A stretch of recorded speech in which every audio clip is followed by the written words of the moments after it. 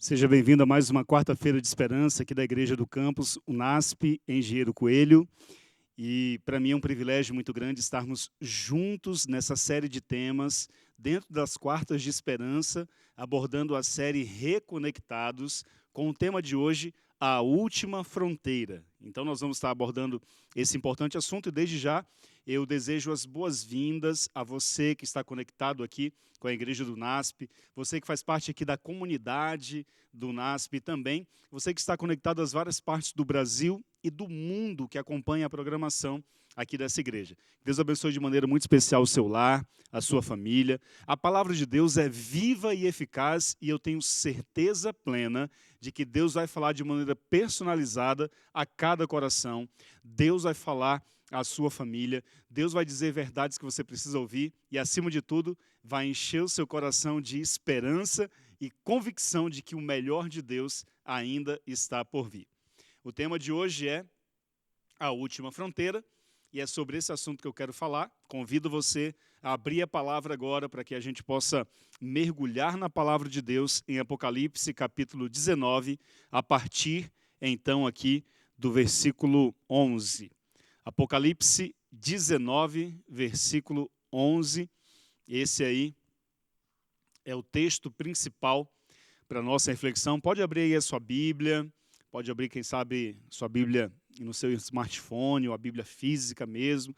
Se quiser grifar algumas passagens, nós vamos abordar o tema mais enfatizado das Escrituras Sagradas, que é a segunda vinda de Cristo a essa terra.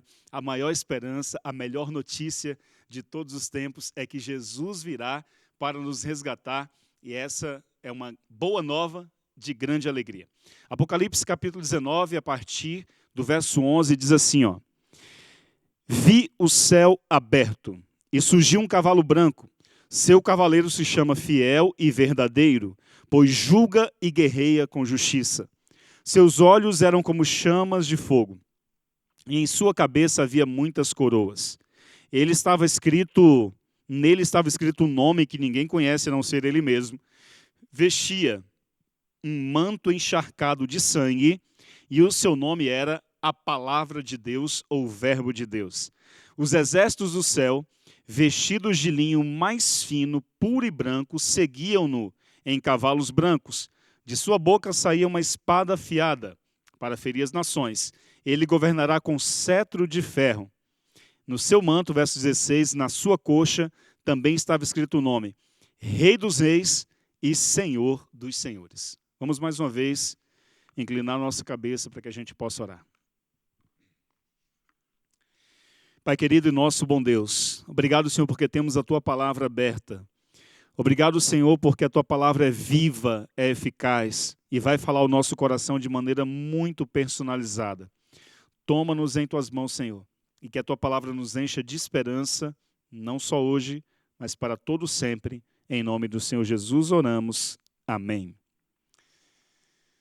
O povo de Israel, ele estava saindo do Egito e o objetivo deles era irem até a terra da promessa, Canaã. Resumindo a história, chegaram na fronteira de Canaã. Os incrédulos, aqueles que murmuravam, aqueles que não acreditavam em nada, eles morreram pelo caminho no deserto, naquele momento de peregrinação no deserto, 40 anos, morreram. As novas gerações, juntos com Josué, Caleb, eles entram na terra prometida. Eles chegaram na fronteira, mas não entraram. Muitos não entraram, morreram no deserto. Mas uma nova geração entra na terra prometida. Essa história me faz lembrar muito o que nós estamos passando hoje.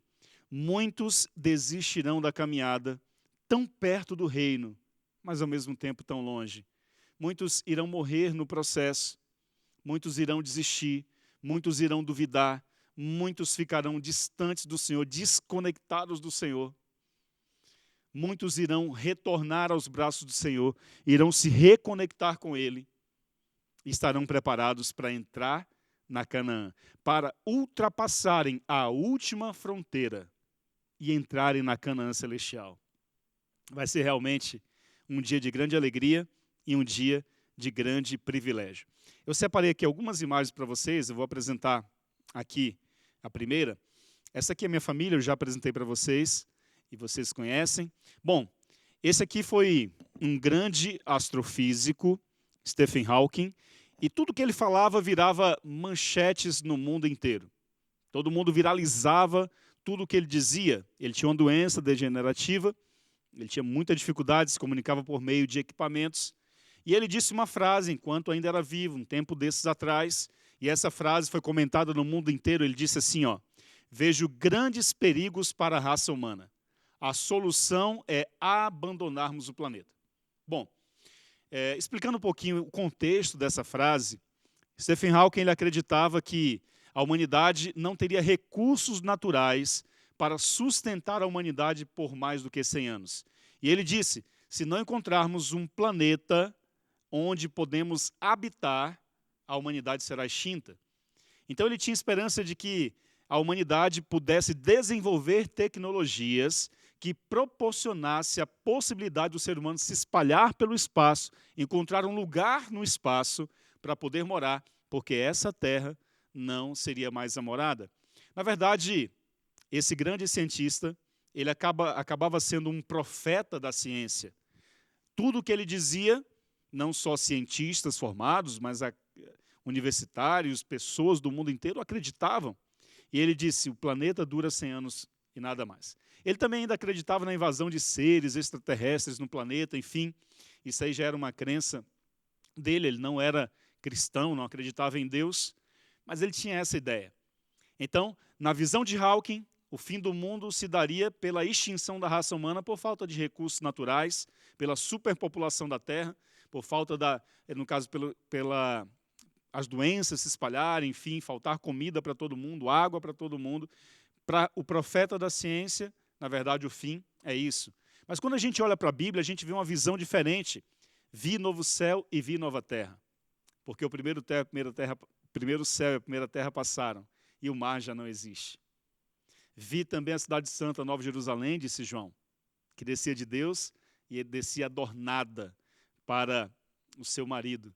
E essa cidade desce para a terra. Essa é a visão bíblica. A volta de Jesus é a resposta para o sofrimento humano, para todas as perguntas que você já fez e não teve resposta, só recebeu o silêncio de Deus. A volta de Jesus será a resposta. A volta de Jesus é uma ótima, é uma excelente notícia para a humanidade. E eu convido você a refletir um pouquinho sobre esse assunto. Eu achei curioso esse filme aqui, Avatar. Muitos de vocês acompanharam o filme campeão de bilheterias. Esse filme ele foi assistido no mundo inteiro, campeão de bilheterias, enfim. E esse filme gerou um fenômeno mundial chamado de depressão pós-Avatar, onde as pessoas elas ficavam tristes porque elas saíam do filme e viam a realidade do planeta. O filme apresenta uma realidade de um mundo onde suas criaturas elas tinham conexão completa com a natureza, uma natureza exuberante, apenas estragada pela ambição dos seres humanos. E esse garotinho chamado Mike, ele assistiu um filme e ficou tão impactado que ele disse assim, não consigo parar de pensar em tudo que aconteceu no filme, em todas as lágrimas que já derramei, por isso já até cogitei suicídio. E ele disse, acreditando que se eu cometesse suicídio, eu poderia acordar, quem sabe, no mundo, semelhante ao mundo de Avatar. Sabe o que eu aprendi com isso, queridos? Que existe no coração do ser humano um vazio gigantesco, do tamanho de Deus. Só Deus pode preencher esse vazio. A gente tenta preencher com ficção, a gente tenta preencher com diversões, a gente tenta preencher com tudo que os prazeres do mundo podem oferecer. Mas, na verdade, só Deus preenche essa lacuna no nosso coração. Essa jovem, 27 anos de idade, Amy Winehouse, um dos maiores fenômenos da música mundial. Ela tinha um mundo aos seus pés com apenas 27 anos de idade. Ela tinha todo o dinheiro que poderia proporcionar tudo aquilo que ela desejasse comprar, viajar para qualquer lugar do mundo, se hospedar nos melhores hotéis, mas ela não era feliz. Ela não conseguia dormir, não tinha paz, vivia à base de medicamentos. E chegou um momento que a sua emoção colapsou e ela não conseguiu mais viver. Me chama a atenção porque ela tinha tudo, mas ela também não tinha nada. Era um fenômeno mundial da música que alegrava tanta gente, que levava uma mensagem para tantas pessoas do mundo inteiro, mas ela mesma não tinha paz, ela não conseguia dormir se não tivesse um medicamento. E eu fico pensando nessa jovem, eu fico pensando que Deus, ele é o único que pode preencher o vazio do coração humano. Se eu estou falando para alguém que se sente vazio, que se sente triste, que se sente desconectado do Senhor, acha que Deus se afastou, que Deus está longe, acredite, Ele está bem do seu lado. Ele te ama acima de tudo. Olha o que é que disse C.S. Lewis nesse texto bem interessante. Ele fala assim, ó: somos criaturas sem entusiasmo, brincando bobos e inconsequentes, com bebida, sexo e ambições, quando aquilo que se nos oferece é alegria infinita. Muito facilmente nos contentamos com tão pouco. Esses slides eu peguei de uma palestra muito bonita que eu ouvi do pastor Michelson Borges, e eu achei interessante separar alguns slides desses para apresentar para você nessa mensagem hoje. Muito facilmente nós nos contentamos com tão pouco. A Bíblia diz que aquilo que Deus tem preparado para nós, a mente humana jamais conseguiu imaginar, e a gente se contenta com tão pouco aqui. Olha só que frase incrível ele disse, por exemplo: se eu encontrar, olha aqui para mim, não precisa olhar para o slide, olha para mim, C.S. Lewis disse assim, ó: para cada desejo da vida, existe algo que possa satisfazer o desejo. Ele diz, uma criancinha sente fome, existe algo chamado comida. Um patinho sente vontade de nadar, existe algo chamado água. Aí ele fala assim, ó: se eu encontrar em mim mesmo um desejo que nenhuma experiência da vida possa satisfazer, a explicação mais provável é que eu fui feito para uma outra vida. Eu fui feito para um outro mundo. Criados para um outro mundo. Então, se você pode experimentar, se para cada desejo da vida existe algo que satisfaz, mas você continua ainda com o vazio no coração, é porque só Deus pode preencher esse vazio no nosso coração. Me chama a atenção também esse pensamento de Blaise Pascal, quando ele fala assim, ó: vamos ponderar essas coisas e dizer, se não é fora de dúvida, que a única boa certeza dessa vida é a esperança de outra vida e que nós ficamos felizes ao nos aproximarmos dela. Uma pergunta que eu faço para você é: será que existe algum lugar onde a vida será perfeita? Será que existe de fato um céu onde não haverá mais morte, nem luto, nem pranto, nem pandemia, nem dor, nem sofrimento, nem separação? Será que existe esse lugar? Me chama muita atenção essa imagem. Essa é uma imagem em 3 dimensões de uma importante constelação do espaço, a constelação de Órion. E essa imagem traz algumas curiosidades. Aliás, existem alguns mistérios que envolvem a constelação de Órion. Talvez você já ouviu falar alguma coisa sobre isso. Eu quero só tirar algumas lições para a nossa vida. E nessa imagem aqui que você está olhando na sua tela, existe um mapa do céu e existe ali a constelação de Órion. Quem é desbravador possivelmente fez a especialidade de estrelas, você vai lembrar muito bem disso. E na constelação de Órion existe uma estrela que se destaca. Essa estrela, ela é muito luminosa e ela é muito gigantesca, ela é imensa. Essa estrela chama-se Betelgeuse. E olha algumas curiosidades interessantes que eu encontrei no livro Vida e Ensinos, na página 110, ali de Ellen White. Ela diz ali nesse livro assim, ó: a 16 de dezembro de 1848, o Senhor me deu uma visão acerca do abalo das potestades do céu. Nuvens negras e densas subiam e chocavam-se entre si. A atmosfera abriu-se e recuou. E ela diz, podemos então olhar através do espaço aberto em Órion, de onde vinha a voz de Deus. E ela diz, a santa cidade descerá por aquele espaço aberto em Órion. Interessante que um escritor, ele não era um escritor adventista nem nada, era um escritor de ciência. Ele, pesquisando sobre essa declaração de Ellen White, ele comenta o seguinte, no livro Maravilhas da Ciência, ele fala, isso dito assim, tão simplesmente porque nunca olhou um livro de astronomia e nem sonhava com buraco algum, em parte alguma do céu, só pode ser acreditado a 2 fatores, ele diz, histerismo ou inspiração.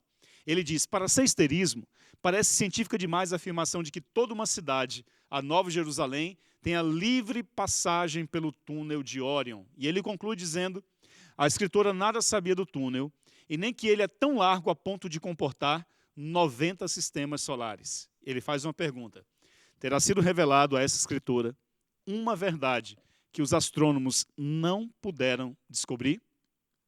Incrível, vocês não acham? E aqui está uma imagem de Betelgeuse, apenas a título aqui de curiosidade para você que está conectado, nos acompanhando.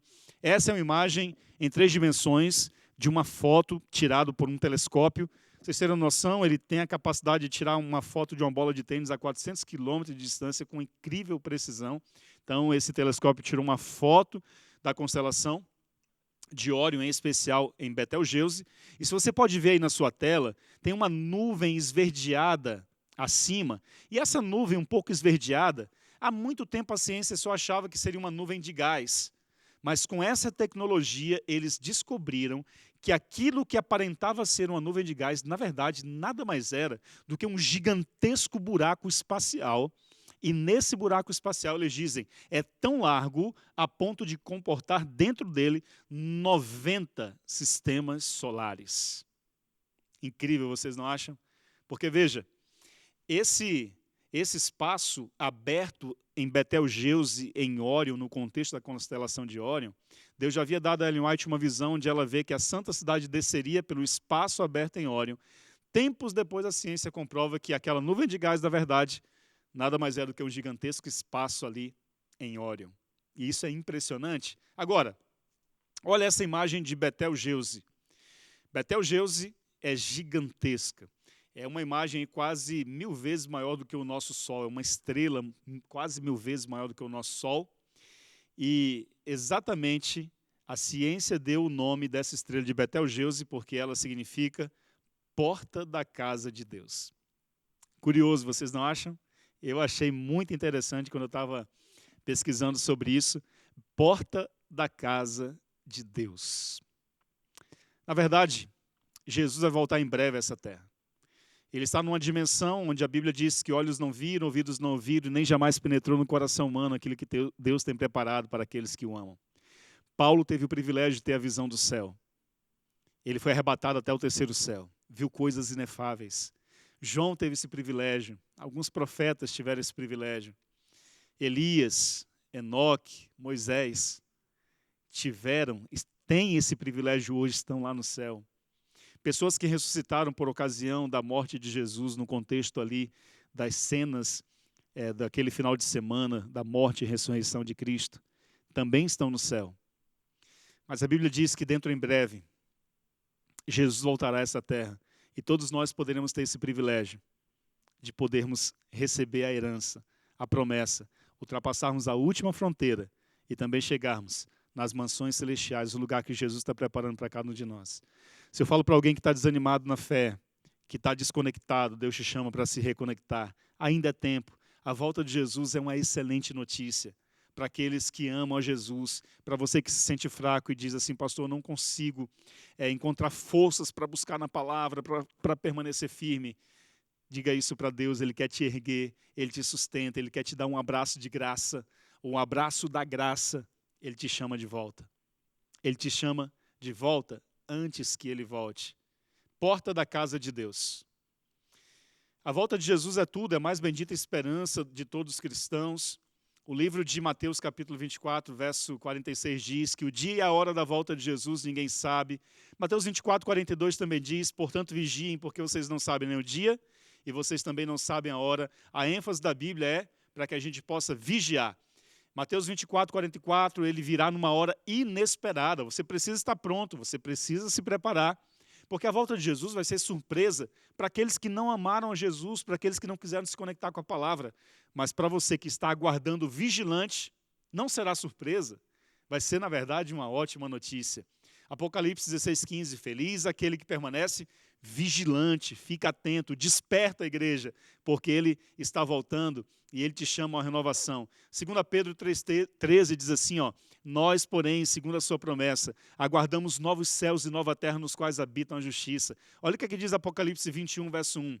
Vi novo céu e nova terra, pois o primeiro céu e a primeira terra passaram e o mar já não existe. João teve esse privilégio de ver. Olha aí na sua Bíblia, 1 Coríntios 2:9, veja o que está escrito aí na palavra. Nem olhos viram, nem ouvidos ouviram, e nem jamais penetrou no coração humano que Deus preparou para aqueles que o amam. Jesus voltará em breve, e na verdade a volta de Jesus é o sonho de todos aqueles que amam a Jesus. Ele disse que ia preparar um lugar para a gente. Vale a pena esperar, vale a pena ficar firme até o fim. Olha o que está escrito em Apocalipse 22. Pega a sua Bíblia aí e dá uma analisada no que está escrito. Nela, na cidade, estará o trono de Deus e do Cordeiro. Os seus servos o servirão, contemplarão a sua face. Deus enxugará dos olhos toda lágrima. Já não haverá lágrima, morte, pranto, dor, luto, porque as primeiras coisas passaram. Eu estive fazendo uma cerimônia fúnebre um dia desse, semana passada, e eu li esse texto para a família que chorava. Parece bom demais para ser verdade, eu diria. Você está num lugar onde nada acaba. Tudo que nós conhecemos acaba. Tudo que nós conhecemos nasce, cresce e morre. Mas quando você ouve falar de um lugar onde as flores não murcham, onde não há mais lágrimas, más notícias, pandemias, parece bom demais para ser verdade. Na verdade, a Bíblia deixa muito claro que esse é o sonho de Deus para nós. A Bíblia se divide entre dois jardins, em Gênesis, o primeiro Éden, em Apocalipse, o novo Éden, o novo lar. E entre Gênesis e Apocalipse, toda a nossa história, as nossas guerras, as nossas ambições, a luta pelo poder, as pandemias, os holocaustos, as guerras mundiais, as guerras civis, a Idade Média, as nossas guerras entre Gênesis e Apocalipse, a nossa história. No meio da história, a cruz. Em todos nós existe um AC e um DC antes da cruz e antes de Cristo, depois da cruz e depois de Cristo. Antes da cruz, legalmente perdidos, depois da cruz, legalmente salvos. Olha o que é que diz a palavra. O que é que nós vamos fazer no céu? Eu gosto das declarações do livro Grande Conflito. Se você tiver, você pode abrir ali o capítulo final do livro Grande Conflito. Lá diz assim, ó, o que é que nós vamos fazer no céu? O céu não vai ser um lugar monótono, que você só vai tocar harpas o dia inteiro, que já deveria ser maravilhoso. Mas nós vamos fazer lá o seguinte, cada faculdade no céu será desenvolvida. Toda habilidade aumentada. Os maiores empreendimentos serão levados a êxito, as mais elevadas aspirações alcançadas, realizadas as mais altas ambições. E faremos mais, surgirão ainda novas alturas a serem contempladas, novas maravilhas a serem admiradas e novas verdades a serem compreendidas. E olha o que diz o Grande Conflito, novos objetos a desafiarem as faculdades da mente, do corpo e do espírito. E todos os tesouros do universo estarão abertos ao estudo dos remidos de Deus. Com indizível deleite, os filhos da terra entram de posse da alegria e sabedoria dos seres não caídos. Lembra do filme Avatar? Lembra do garotinho Mike? Da depressão pós-Avatar, que as pessoas queriam morrer para acordarem num mundo semelhante ao mundo de Avatar, daquele filme? Pois a Bíblia diz que nós vamos entrar de posse de um lugar extraordinário, onde todos os tesouros do universo estarão abertos para os remidos de Deus e iremos adquirir a sabedoria dos seres não caídos. Existe um lugar onde a vida será perfeita? Ele existe sim, além das estrelas. Deus está preparando um lugar para mim e para você. Participam então do tesouro do saber e do entendimento adquiridos durante séculos e séculos na contemplação da obra de Deus. E por fim, ao transcorrerem os anos da eternidade, trarão mais e mais abundantes e gloriosas revelações de Deus e também de Cristo. Bom, quero que você olhe para mim, eu quero encerrar com uma história que muito impactou a minha vida. Eu comecei a fazer a faculdade de teologia no ano de 98. Quando foi no ano de 2001, eu fui fazer um evangelismo público na cidade de Teresina, no Piauí. Todo estudante de teologia fazia um estágio de evangelismo público. Nosso professor, inclusive ele mora aqui na região do NASP, Campus Engenheiro Coelho, professor, doutor Emílio Abdala. Então ele coordenava a prática pastoral dos estudantes de evangelismo público ali da Faculdade Adventista da Bahia. Nós fomos para a capital brasileira com menor presença adventista, Teresina, no Piauí. A nossa turma tinha aproximadamente 50 estudantes. Cada estudante tinha que plantar uma igreja ou revitalizar uma igreja e estar em algum ponto de pregação espalhados pela cidade. Eu era muito jovem, eu e um colega meu, pastor Josanã, eram os mais jovens da turma, pastor Josanã, que hoje serve na divisão sul-americana, éramos os mais jovens da turma e também os mais inexperientes. E ali eu tinha aproximadamente, fui para a faculdade de teologia com 17 anos, tinha 2 anos de adventista, eu não tinha experiência de pregar nem uma semana de oração inteira, e agora eu tinha o desafio de pregar 60 noites consecutivas nesse evangelismo público em Teresina. Um tremendo desafio. O doutor Emílio Abdala nos preparou, deu todas as aulas, as técnicas, a motivação, a consagração necessária, nos ensinou o caminho, e ali estávamos nós. Ano de 2001.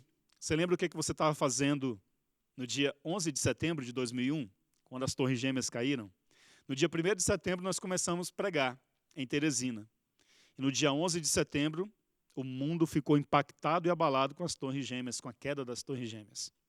Ali eu estava pregando, eu lembro que os auditórios já estavam cheios, depois dessa repercussão mundial da queda das torres, as pessoas parece que despertaram mais ainda e foram para a igreja.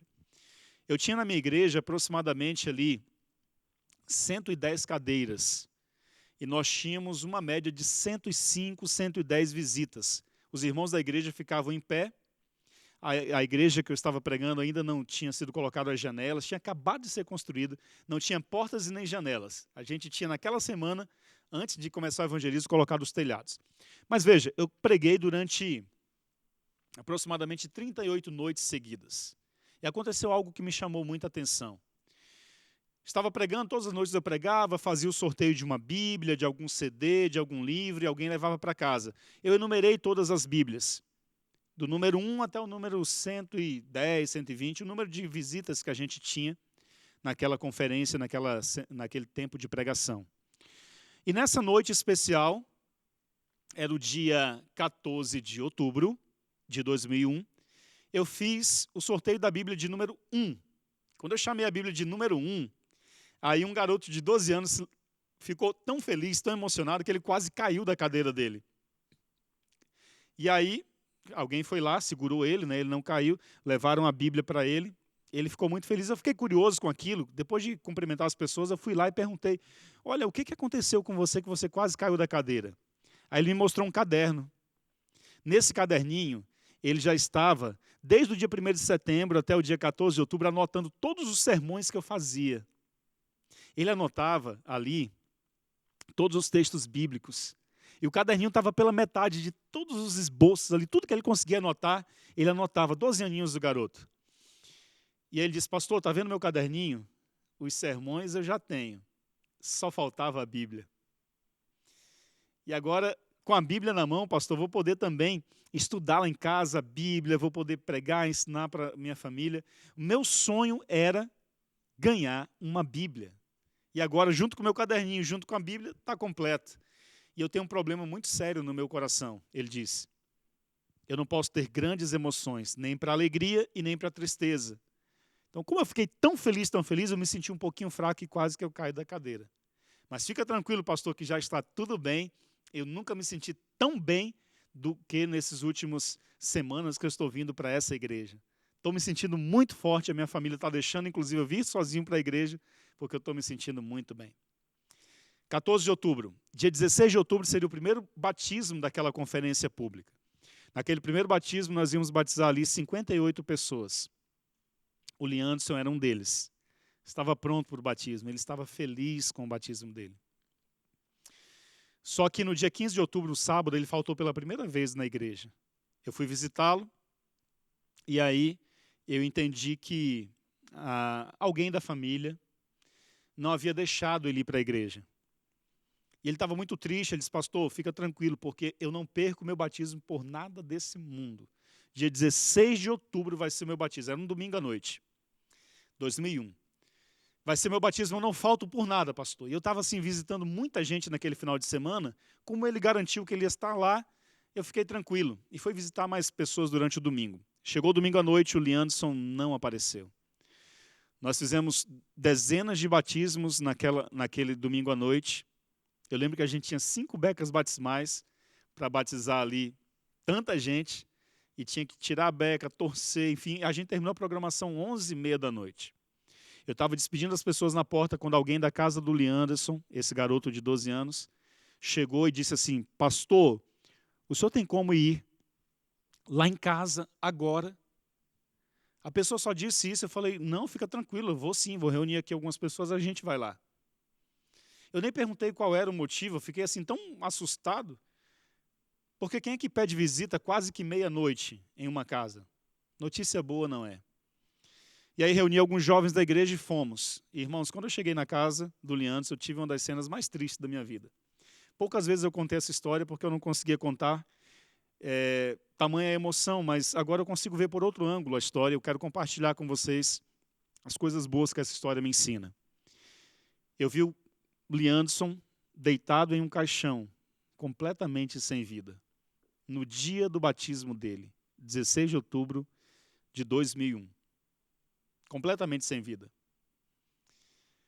A sua avó corria desesperada pela sala e tentava arrancar os cabelos, desesperada, as pessoas choravam e ela dizia, meu netinho era para ter ido para o batismo dele e eu não deixei. E eu fiquei curioso em saber por que a sua avó estava assim.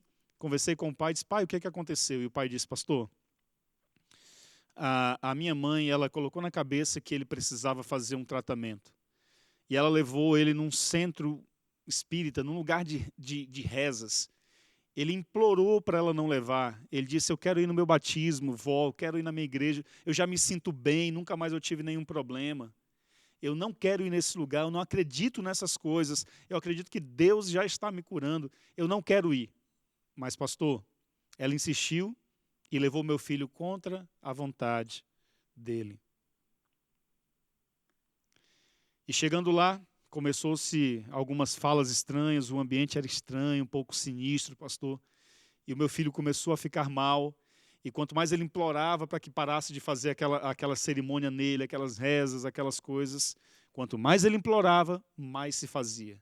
E ali mesmo, pastor, ele fechou seus olhos. Ali mesmo ele morreu. Por isso esse desespero, por isso a tristeza. Pastor, mas de tudo, sabe o que é que mais corta o nosso coração? Olha o semblante do meu filho, pastor. Semblante carregado. E de fato, irmãos, a gente olhava e dava dor no coração.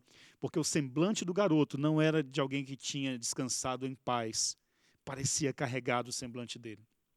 O pai me fez um pedido e disse, pastor, tem como vocês cantarem aqueles hinos que todos os dias o Leandson chegava cantando aqui em casa?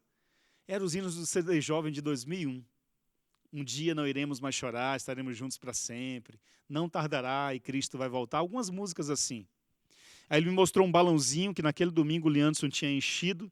Ele disse assim, pastor, aqui está o ar dos pulmões do meu filho ainda nesse balão. E eu percebi que ele tinha escrito de caneta azul, Bic, várias declarações de amor a Jesus, vários versinhos da Bíblia nesse balão, inclusive alguns trechos de canções que ele chegava cantando todo dia e ele aprendia no evangelismo ali essas canções. Sabe, queridos, esse pai disse assim, podem cantar, pastor, esses hinos?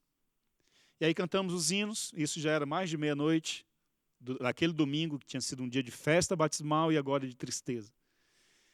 Cantamos os hinos, fiz uma mensagem sobre a volta de Jesus, fizemos uma oração e o pai também me mostrou o caderninho do Leandro. Eu pedi assim, tem como deixar para eu ficar de lembrança esse caderninho dos sermões dele? Eu disse, não, pai. O pai disse assim, não, pastor, deixa eu guardar para mim. Irmãos, fomos embora. No outro dia, 6 da manhã, seria o funeral dele, bem mais tarde. 6 da manhã, o pai bateu na porta lá de casa, bem cedinho assim, disse assim, pastor, o senhor não sabe o que aconteceu depois que vocês saíram de lá de casa ontem de madrugada. E eu fiquei assim curioso, nossa, o que aconteceu? Ele disse, pastor, lembra do semblante do meu filho? Lembra que estava um semblante carregado, cortando o nosso coração, pastor? Eu falei, lembro. Pastor, por incrível que pareça, depois que vocês saíram, nós não percebemos, mas quando nós olhamos para o rosto do meu filho, ele estava expressando um sorriso. Continuava sem vida, mas agora todo aquele semblante carregado, pastor, expressava paz e um sorriso. Pastor, o que aconteceu? Falei, irmão, eu não sei. Mas uma coisa eu sei, Deus designou um anjo para cuidar desse garoto, desde o ventre de sua mamãe. Eu não duvido nada que esse anjo possa ter tocado no rosto dele, ajeitado o semblante, deixado ele no formato como vocês viram, para transmitir uma mensagem para você e para a sua família. Uma mensagem que vocês devem ficar em paz, porque na volta de Jesus, o Leandson vai ressuscitar para morar com Jesus para sempre. Mas eu acredito que isso significa algo mais, que vocês também têm que se preparar como família, para também se entregar a Jesus e se preparar para o céu. E o pai disse assim: pastor, na verdade eu vim fazer um pedido para o senhor. Tem como? A partir de hoje, todas as tardes, vocês irem lá em casa, final da tarde, porque eu vou reunir toda a nossa família. Nós queremos conhecer a mensagem que o Leandro conheceu, porque nós queremos estar prontos para a volta de Jesus como o Leandro estava, porque nós queremos reencontrar com o Leandro quando Jesus voltar. Sabe, queridos, essa história enche meu coração de esperança, porque o Leandro ele não pôde ser batizado naquele dia, mas está salvo. Sabe, se um dia, pela misericórdia e graça de Deus, quando nós estivermos lá na eternidade, e se você me procurar lá, eu quero ter o privilégio de apresentar o Leandro para vocês. Aqui está a foto dele, eu vou mostrar aqui nesse slide agora. Aqui está. Esse é o cartãozinho que nós recebemos de lembrança da cerimônia fúnebre. Com base na experiência ali do sorriso, do semblante do garoto, escreveram assim: quando nasci, todos sorriram, só eu chorei. Quando parti, todos choraram, só eu sorri.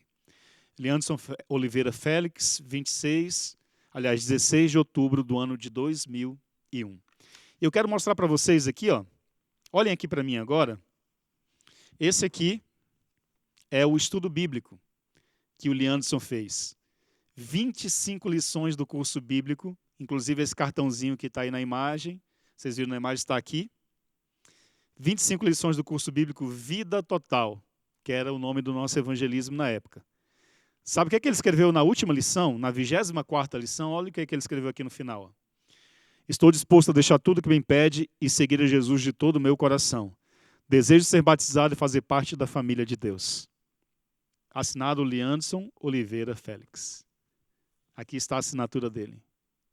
Sabe, queridos, isso aqui o pai deixou ficar comigo, porque eu queria guardar essa lembrança especial. Eu já guardo isso desde o ano de 2001. Já faz quase 20 anos que eu guardo isso. Porque toda vez que eu olho, é uma motivação para continuar. Ele tinha 12 anos, mas ele já entendia que o melhor da vida é servir a Jesus. Se eu falo para alguém hoje que ainda não deu o seu passo de entregar a vida a Jesus, que a história de Leandro possa motivá-lo a se render a Cristo, enquanto ainda é tempo. Ele queria ser batizado naquele dia, mas o que ele menos esperava, que aquele seria o seu último dia de vida. Nossa vida é curta, mas Deus te chama hoje para uma entrega total, para uma decisão. Porque dentro de pouco tempo, aquele que há de vir virá e não tardará. Se demorar um pouquinho, espera, porque certamente virá e não tardará. Que Deus te abençoe. Você quer orar comigo? Você quer também tomar a sua decisão de se reconectar a Jesus, se reconsagrar a Ele? Então, eu convido você, onde você estiver, para fazermos essa oração. Pai querido, Deus eterno, é nesse momento especial, Senhor, que nós te agradecemos, porque paramos para pensar no céu. Todas as vezes que a gente para pensar no céu, Senhor, e na volta de Jesus, a gente sente mais vontade de ir para o céu. Eu tenho aqui em minhas mãos, Senhor, de maneira física, os estudos bíblicos que o Leandro fez. Ele descansa. Mas eu acredito, Senhor, que quando o Senhor voltar, o Senhor vai chamá-lo à vida. E a história dele também, Senhor, do Leandro, motivou os seus familiares a continuarem a te servirem, que também possa ter motivado todos que ouvirem essa mensagem, que ouviram e que ainda terão acesso a essa mensagem, que possa motivá-los a se preparar para o céu. Toma-nos em tuas mãos, abençoa cada pessoa que esteve conectada conosco, em nome do Senhor Jesus. Amém. Que Deus te abençoe. Maranata, o Senhor logo vem. Amém.